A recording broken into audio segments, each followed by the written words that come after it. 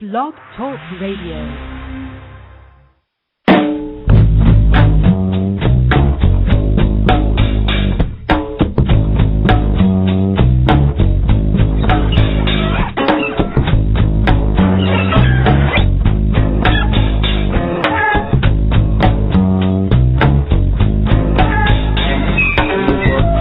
And let the man go through, let the man go through. Move aside and let the man go through, let the man go through. Move aside and let the man go through, let the man go through. Move aside and let the man go through, let the man go through.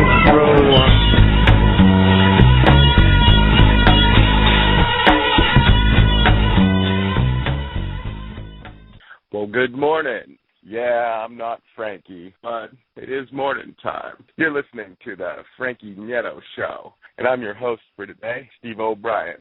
Frankie's off, taking a little bit of well-needed rest and attention to his own life. Things have been getting really busy for him. He just needed some time to slow down, but we still wanted to communicate a few things to you. So he called me up this morning, passed the reins my direction. So today our topic is going to be about interventionism, or non-interventionalism, as it may be.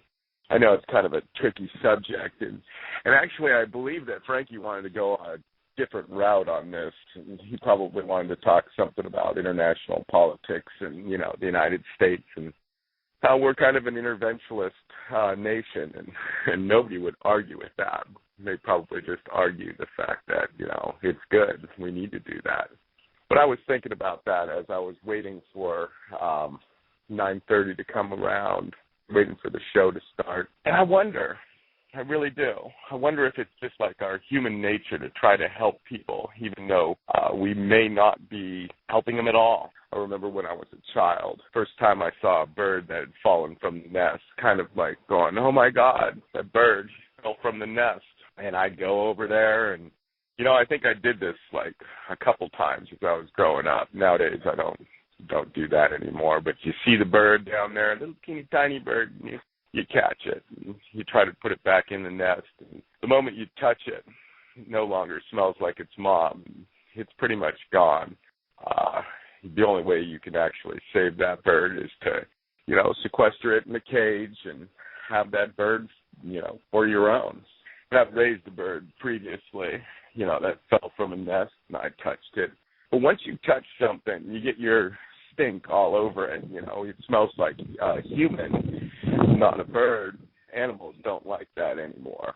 And I just wonder if that plays out in, you know, international politics as well. See, with our current government, we sit there and we look at all these different nations, right? And because we have big guns, missiles, and bombs, and we have to do the right thing, we'll sit there and say, look, you guys are backwards, so we're going to help you out here.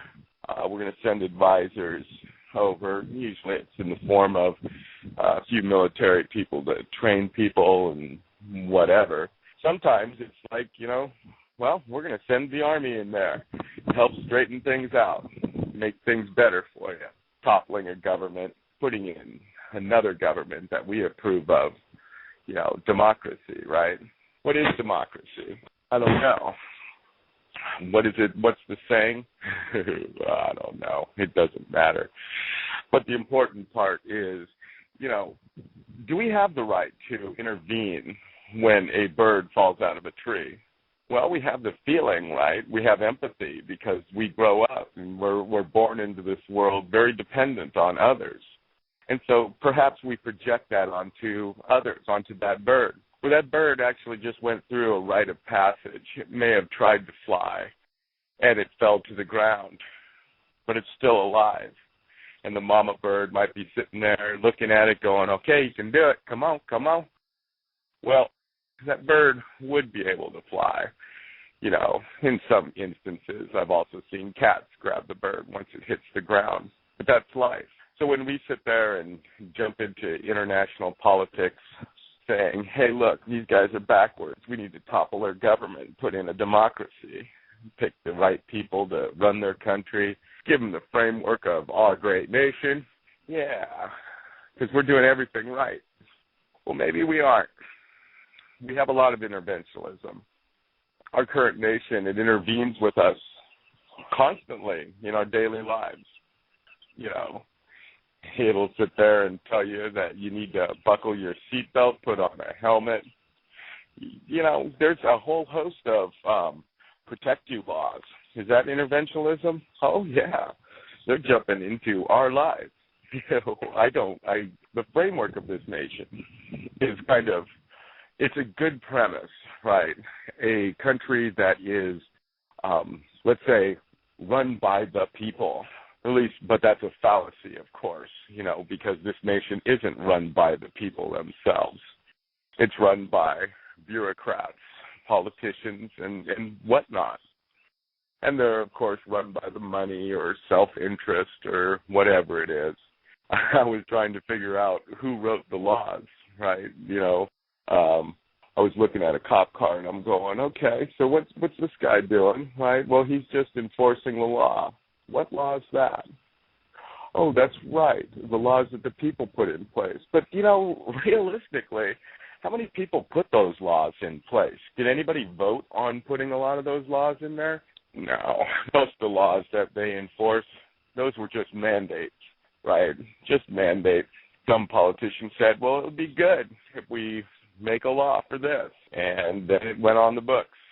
And then the police have to enforce that, right? They're just doing their job. Somebody put something on the books, they have to do it. Is that interventionism? I think so. I think seatbelt laws are definitely intervening with our lives. Now, I'm not going to argue with you about, you know, the fact that seatbelts may save a life, but it may kill you as well, right? That's a choice that the driver should have for himself, because if that automatic restraint system fails, and believe me, they do fail. I've cut many a seatbelt because they've sat there and, you know, got stuck. I don't know. You know, what happens if you get in an accident and one of those things gets stuck? You get pinned in the car. You die, right? But it's okay. It's okay, because it's going to save a lot more lives than your life as you're pinned in your car stuck with your seatbelt. So you may argue, you know, that all that's bull, that, you know, the seatbelt is very important and we should force everybody to wear a seatbelt and fine them appropriately. You know, maybe throw them in jail if they don't comply. I do know a friend of mine who sat there and was so upset at the seatbelt law, he just continued to not do it.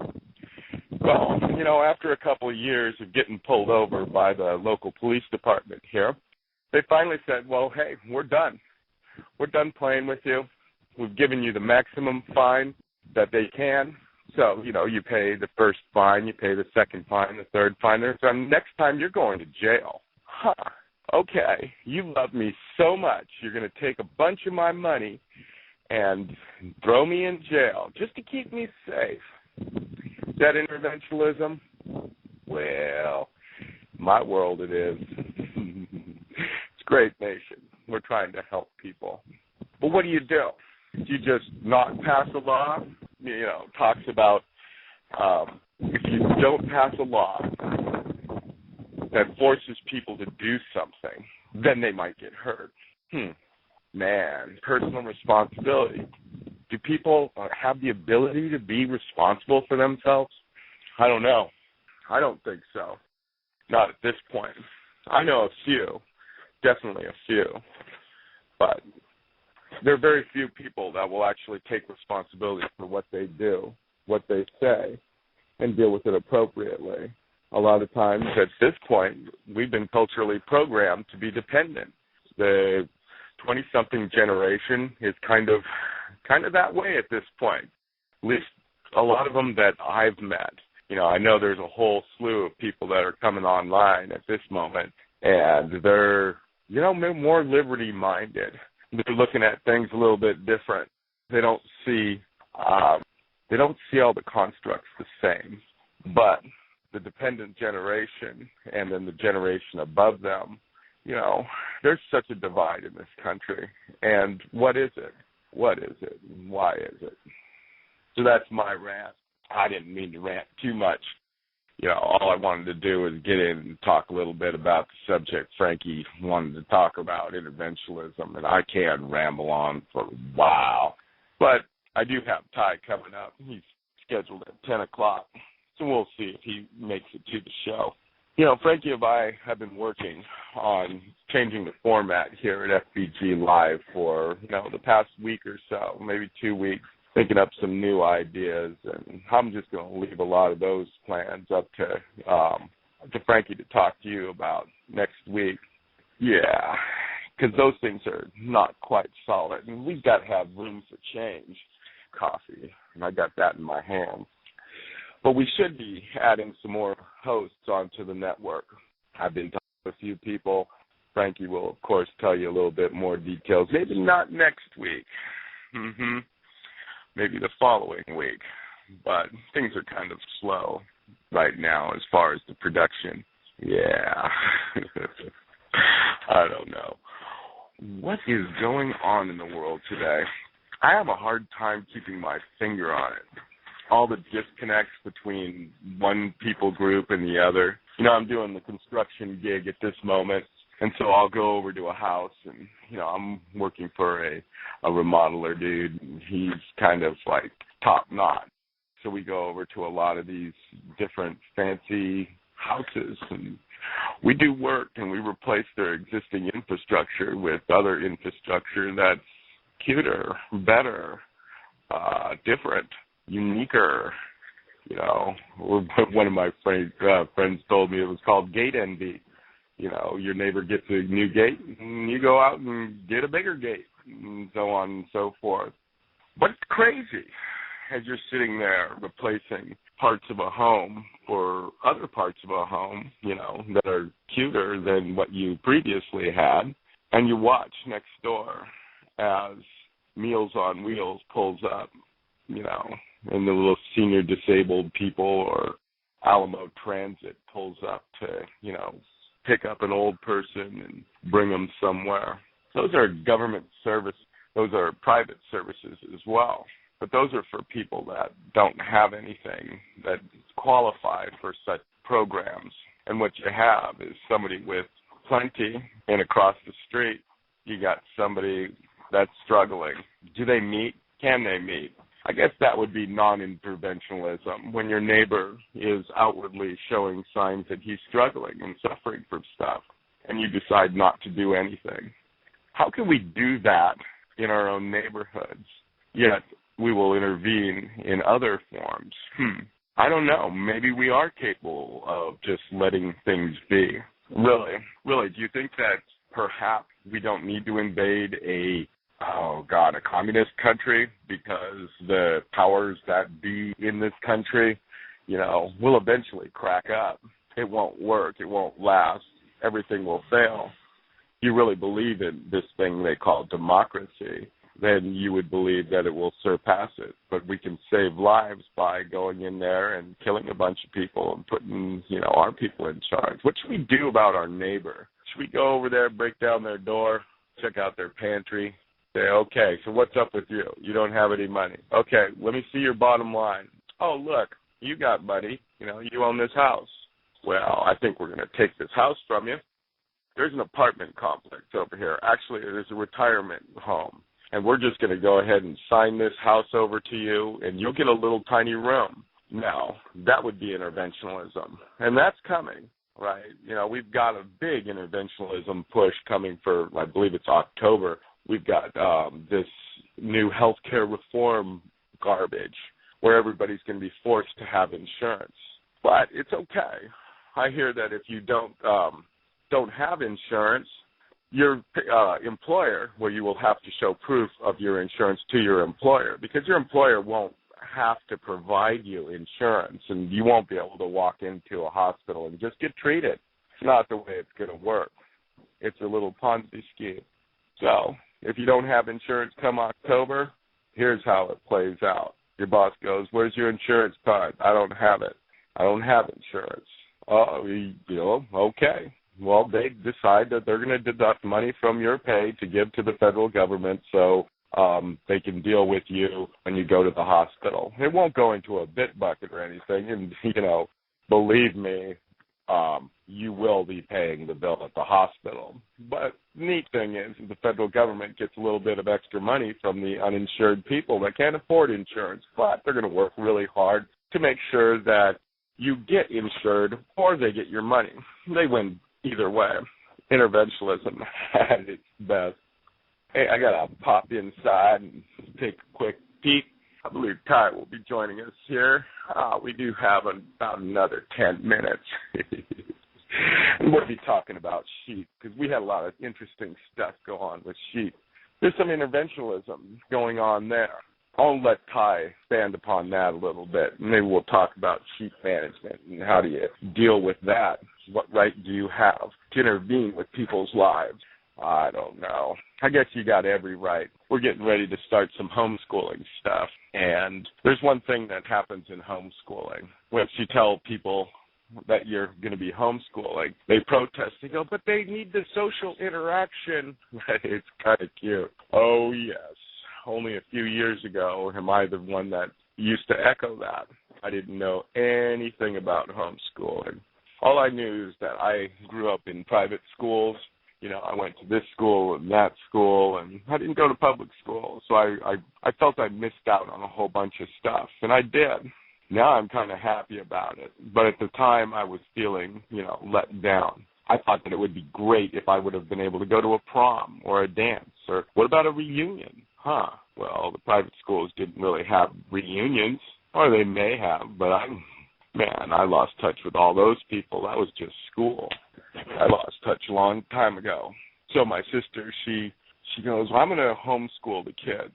I go, why? They're going to miss out on all the things that, I missed out on. You can't do that. That's just not right. Well, I've been wrong before, and I was wrong then. And I can admit that. And her kids came up great. They're all very smart, very intelligent. They can think for themselves. And they're well educated, I might add. The idea of socialized school, is an idea that it's come and gone, quite honestly. When our nation put together the school system, it was to allow reading, writing, arithmetic, and so forth to be taught to everybody. That was because they didn't have the ability to teach themselves at that time. At this time, we have curriculum and different books and things and ways to teach, and we're all smart and literate. And we could, if we set out to do it, we could educate our young ones, to the point where they're smart and actually they can learn themselves. They can move along at their own speed. Right, whether that's fast forward or, I don't know. I've never really seen anybody go slow. Most kids will take in a lot more than you're trying to put down their throats. And I'm not talking about food or water or anything. I'm just talking about information. They're constantly scanning and watching and seeing what's going on. So as we enter into the homeschool phase of my life, I'll be covering it. At some point, I'm going to go ahead and fire up a new show. I don't know what that show is going to be about. At this point, I'm kind of planning on doing a couple specials. So you'll look for those on, Sunday nights or who knows. But I have a few subject lines and guests lined up. I want to talk about some stuff. But I'm not ready for a weekly commitment or a daily commitment. Those times are still ahead of me or behind me. Depends how you look. I know I want to do it again. I miss talking on the radio. This is kind of like medicine.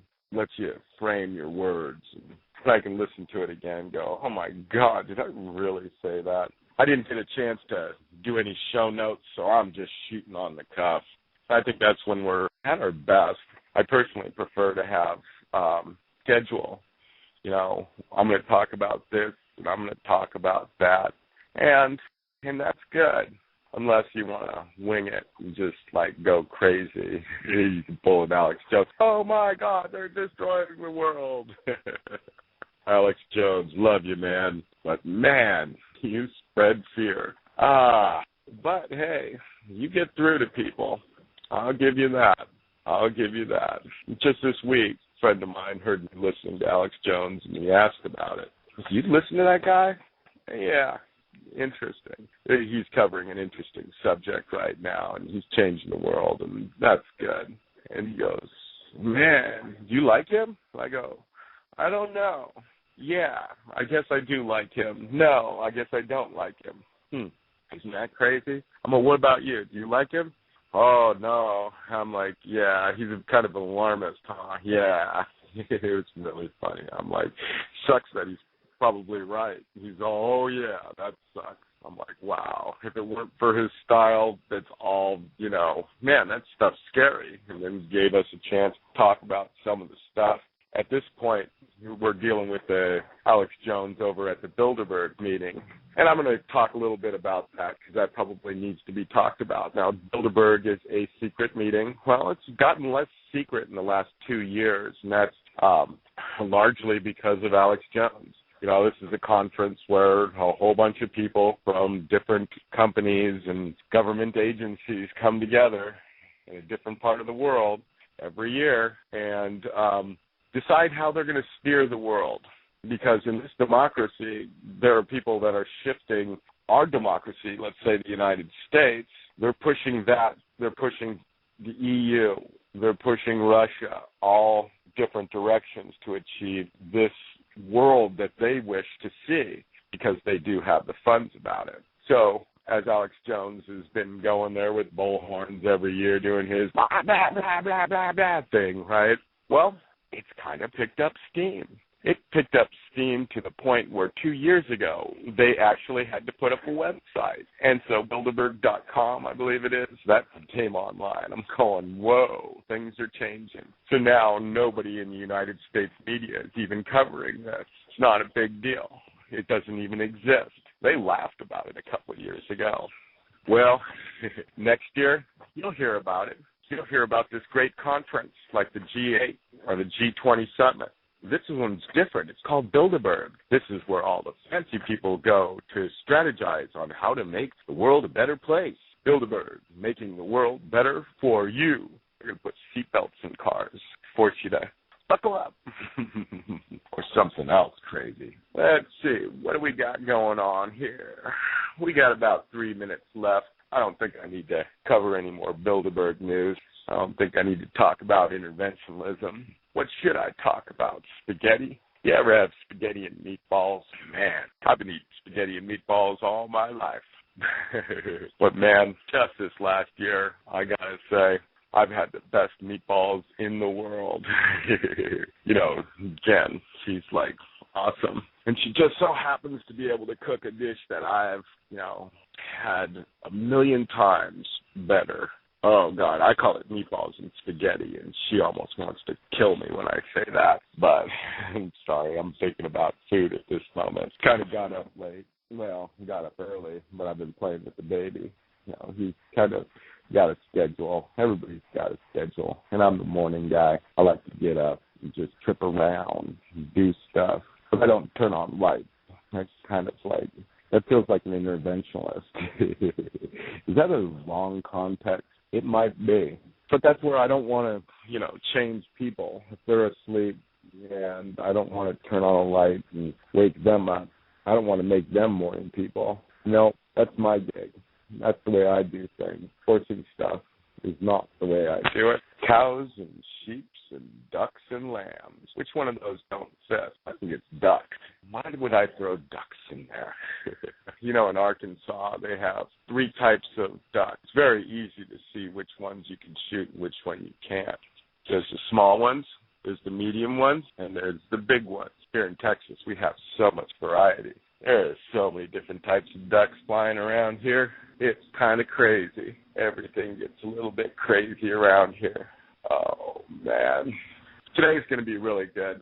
I've got the cutting board out, and I'm going to be cutting up some promo pieces for FBG Live. I've got to do some emails and contact a few people about, you know, these upcoming changes. But I think it's about time to pull on Ty, see what he has to say. So, get ready for Unconventional Ranching with Ty. Let's take you off of mute there, Ty. Yes, sir. How are you doing today? I'm doing good, Ty. How's your week been? Oh, it's been pretty good. Yeah. can't complain. Yeah. So tell me, what's been going on at the ranch this last week, or the back four, as we like to call it? Well, just going to be working on a little bit of fence this weekend. Mm-hmm. And everything just holding what I got. I didn't, just got 25 out there and one cow. So you're down on your flock, I guess, right? You don't call it a flock, right? What do we call it? Oh yeah, I guess it would be a flock. But it doesn't fly like a duck, but they still flock a sheep. Yeah.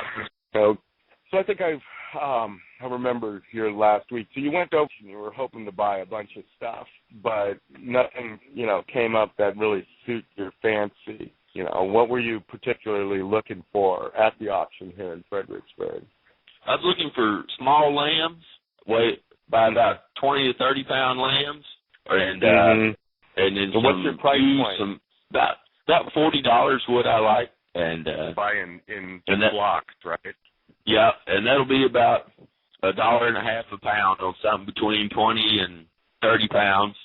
Okay, and that's how they sell. They just by the pound, and you got to be pretty close because they weigh them after they sell. Okay. Well, so you're kind of down on your flock, right? 25. Yeah. Your target's about 50, so I guess this week you're going to pop back over there and see if you can find something else, or maybe you'll do some horse with somebody else. Yeah. Frankie, he had intended this show to talk about interventionism, right? And, I can't go on the tears that he goes on. I can go on only my tears. But I was thinking about interventionism in a different sense. So this week you had a big drama that occurred, and the reason you're doing some fencing is because you had to tear down one fence. Can you tell us about that incident? Yeah, I had some electric netting up. I didn't have it electrified, and I was checking them the day before yesterday, and I was checking them, put them up, get a count on them, and had one got caught up in there. I guess it died. Mm-hmm. It just got caught up in there, so I took that down. I wouldn't recommend that. Right. Now, that sheep was a horned sheep, right? Is that correct? Yes. So is that interventionism? You're intervening with the environment, right? But you created the environment. But is that intervening? It kind of is, right? Yeah, I'd say. And then there's another one caught up as well. If I wouldn't have paid close attention, it would have died too. Now, is that another horned sheep? Yeah. Would they both have horns? So the only ones that had problems are with horns, right? Yep, indeed.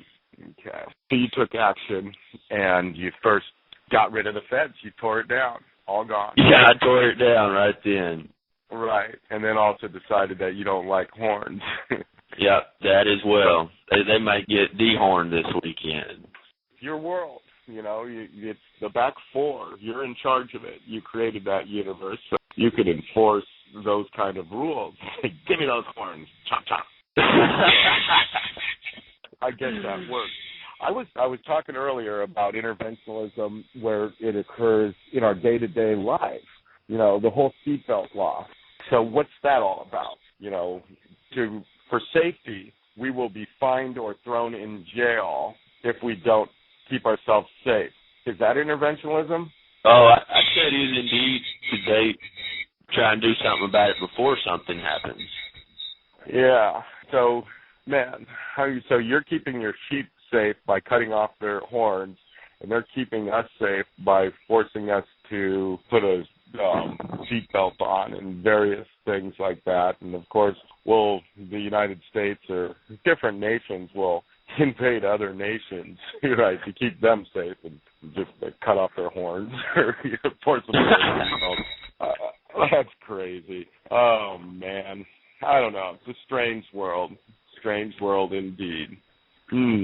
So how did that go yesterday when you went over to Buddy's place and you actually helped him cut off the horns of some of his sheep? Can you tell me a little bit more about that? Yeah, he got a new Dorper ram, and they're generally polled, but this one had some just real small horns. We dehorned it, and he looks a lot better. Okay. And what was the process like? How do you do that? You know, you just grab a hacksaw and chuck.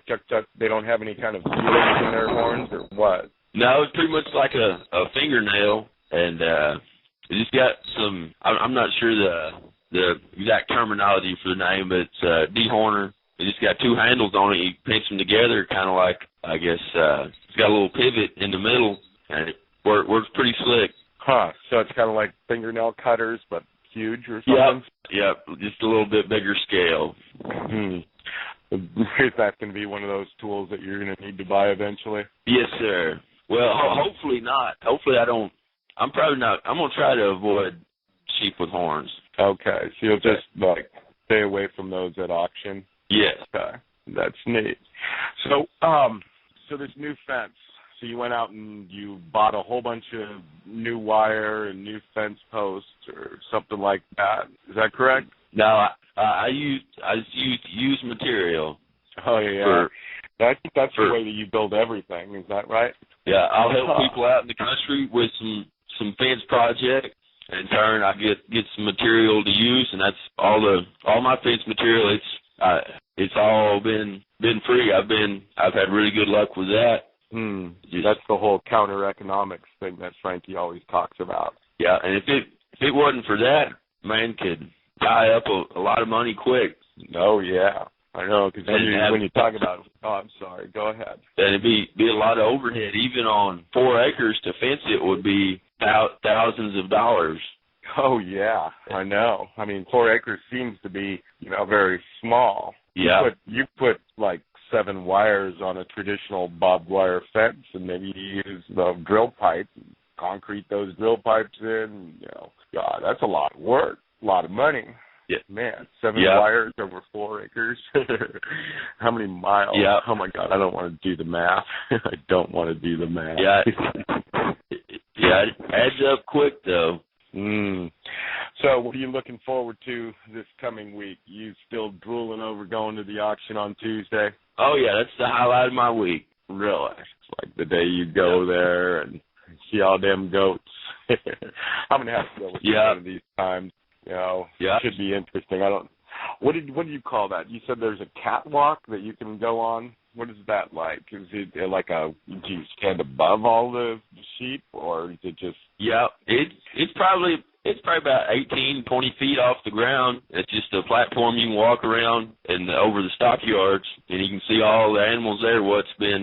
I like to go on the night before and see what's there on the yard already. That way, I got an idea of what I'm looking for. Oh, so Monday night is the first time that you can pretty much view. So if you were to sell your stuff, you'd bring them on Monday, and they'd sit overnight? Yes. Okay. What time does the auction start usually? It starts at 10 a.m. 10 a.m. Tuesdays, and, they do different things during the week. So Tuesday is what? Goats and sheep? Sheep and goat, yep. And then Wednesdays is cattle, and it starts at noon. Okay, so it's basically they sell 2 days a week. They don't do horses or donkeys or anything like that. No, horses and donkeys, they'll usually go with the cattle, but there's no market for horses or donkeys right now. They shut down because they don't use them for meat here in the U.S. They shut all that down, so there's no market. So mainly there's a few. Sorry, go ahead. There's a few buyers, and they take them to Mexico. If there's any horses come through, they'll go to Mexico. Do you see horses at all? You don't really go on Cattle Day, I guess. I go on Wednesday as well. Oh, really? But I haven't seen any lately because they have to run a Coggins test on them before they sell, and it's $50 for that test, and usually the horse won't bring that much, so everybody kind of loses money on a horse up there. So if a horse shows up, it's a lose-lose situation. I guess it's lose-lose-lose. The only one that makes money is, what, the tester? Yeah. The tester. Who knows? Somebody's always making money somewhere. So what else is on Tuesday? It's on Tuesdays. There's nothing else thrown in with sheep and lambs or goats and It's just strictly goats and sheep. Yeah, and they had a big run last week at 3,788. It ran till 7 o'clock at night last Tuesday. What, 3,788? 3,788 animals were passed through there? Yep. Wow, that's crazy. What kind of, they're not all Dorpers, right? There's a whole variety of stuff goes through there. And your only concern is with the Dorpers, is that correct? Yes. Okay. What other sheep do we see pass through the hall? Got wool-type sheep, and they used to be really popular around here when the wool incentive was out. Had a government incentive for every pound of wool. They give you a certain price for it. Is that interventionism? But it is, and that's what kept it going when that incentive went away. The wool-type sheep aren't near as popular now. They're all geared towards Dorper pair sheep. Yeah, I know. I've seen like many barns out here with, the old style sheep shearers, and they got the sheep shearing stations, and I'm like, whoa, nobody does that anymore. A friend of mine, she, ran sheep, and for years, she'll sit there and shear them and then send them off, and I forget what state she had to send it to have the wool cleaned, and, then it was sent back. But then, man, that's an expensive endeavor, right? So the wool is meaningless. You have to pay money to create wool. So there's really no market for it. Nobody wants wool. No. Yeah, and it'll bring, I think it's around $3 a pound, I believe, but you have to pay somebody $5 to shear it if you can get somebody to do it. Mm-hmm. So but you also, it's not $3 a pound uncleaned, is that? Am I wrong? You have to clean it. I believe so. I'm not real up to date on the wool prices, but I just hadn't. I was raised around wool type sheep. That's what my parents had, and my granddad had them for years. And there's still a few in the country, but Dorper sheep, they bring a premium over a wool type sheep. Right, and that's kind of strange, right? I guess because the Dorpers, if you wanted wool, they wouldn't be what you want, because the Dorper will drop its wool in the middle of the field, and you'd have to go pick it up and clean it. Whereas what you call wool-tied sheep, yes, those you have to wait till they grow hair, and then you'd shave them all, and then they go out to pasture and they grow it back again, and you just keep sleeping the flock. Is that where that term comes from? Yeah. All about sheep, isn't it? All about sheep, indeed. And they got some other hair breeds like Barbados, and there's a little bit of a market for them, but they put them on these exotic game ranches, and some of them bring $650 to $750 there at all. Barbados. That sounds familiar. Tell me more about that sheep. They're a hair type sheep, but they don't gain weight near as fast as the Dorpers. For being a meat animal, they're not ideal for that. But these exotic ranch places, they like them, and people just have a few. They like them, but they're not. Why would they like them? Or do they look different than, say, a normal sheep? Or I don't understand what the attraction would be. I guess people just have a few to piddle with. They're not looking to make a whole lot of. There's not much money to be made on them as far as raising them. Those bighorn rams, they'll bring a novelty item, and those bighorn rams, they'll bring $750, but it'll be a 5-year-old animal too. It doesn't really add up, in my opinion. Yeah, cool. Well, I think we're going to move on here, Ty, and I'm probably going to wrap this whole show up after I let you go, and we'll talk later on during the day, and thanks for coming on. Appreciate it. Thanks for having me. Okay. Take care, Ty. You too. Bye-bye. So, folks, goodbye. So, folks, that was Ty. Yeah, he was nice enough to agree to come on the Frankie Nieto morning show on Saturdays once again. We'll be doing that a little bit more regularly, and I'm going to continue to, poke at him to get information about, wool, because I'm interested in that. When I went to school, I went to those private schools I was telling you about. We did all sorts of stuff.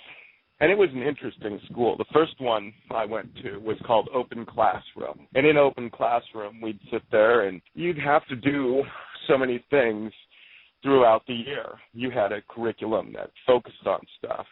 it didn't focus on, you get into class and, you'd grab a pencil and 9 o'clock's math time. Okay, 9:15, now it's time for spelling. Okay, break time, let's go out into the yard. No, it was about personal responsibility. That's the first thing they taught. They taught personal responsibility by saying, okay, this is what you need to get done by the end of the year. We've had it segmented into little chunks, and we'll talk about it as we go along. Okay, so I'm sitting there. I was in the first grade, and I'm going, this is weird, because I could just get up and walk out of the classroom and go out in the yard and play volleyball, tetherball, handball, run around, just walk the yard, do whatever I want, as long as I got my work done. So I do work, I do stuff, and I'm going to go play handball against the wall. And I'd sit there and, I'd spend a lot of the day playing handball. But then I'd have to come back in and do a little bit of work. Nobody drove me to come back in. There wasn't anybody saying, come on, guys, let's get to work.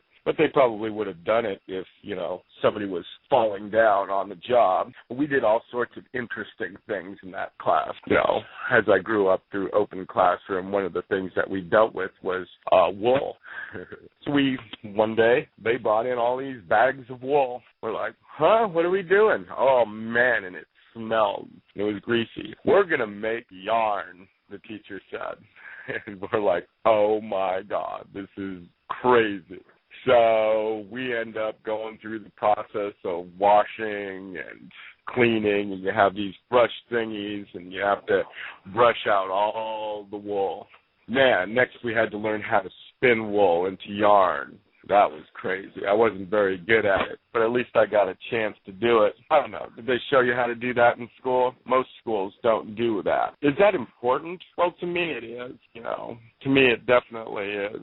I think, being able to create something, I think a sheet would be a very useful thing. I remember seeing that little production, a movie called Gandhi, right, where Gandhi hears this, lawyer, Mason dude in Africa, and he gets in trouble with their local government and ends up going back to India. And when he gets back to India, he kind of changes his whole life and becomes a simplistic person. One of the things that he does is starts making his own clothes. So you can see that in the movie Gandhi. He has this little tiny, what is it, a loom or to use to create yarn. And then he had a sheet. And sheep were important to him because with that, he was able to create his clothes on his back. The more things you create yourself, the less dependent you are on other people. I don't know. Food for thought, you guys. But we're out about time. About that time again. So I just want to remind you, not that you need any reminding, but this is a good world. It's an important world. Beautiful world, painful world. But in the end, like Mike Church says, it's all about you and I. Love you guys. Take care.